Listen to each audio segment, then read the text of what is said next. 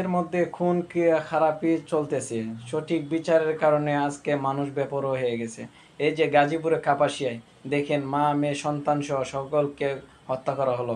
এটার সুষ্ঠু তদন্ত করে যদি বিচার পাওয়া যেত, আর যদি বাংলাদেশে শরিয়া আইন সৌদির মতো থাকতো, তাহলে আসলে বাংলাদেশের দুর্নীতিবাজ, হত্যাকারী, দর্শনকারী সব কমে যেত। আমরা চাই সরকারে এত কিছু আলোচনা করে উন্নতি উন্নতি কত উন্নতি দেখায়, শরিয়া আইনটা করা যাক যাতে সবাই ন্যায় বিচার পায়। কারণ সরকারেরও মা বোন সন্তান আছে, ঠিক আছে? এই যে দেন কার মা বাপ সন্তান সবকে জবাই করা হলো, হত্যা করা হলো, এটার বিচার কবে জানি হয় আর জানি না। এই জন্য বলি শরিয়া আইন বাংলাদেশে দরকার, কারণ বেপরোয়া হয়ে গেছে সবাই। আশা করি সঠিক তদন্ত করে বিচার করা হোক।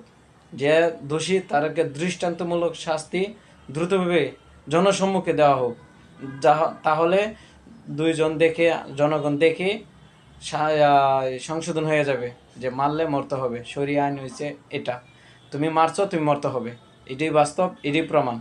তাহলে সরকারের কাছে আমি একটা দেশের নাগরিক হয়ে বলবো শরিয়া আইন সংসদে বিল পাস করা।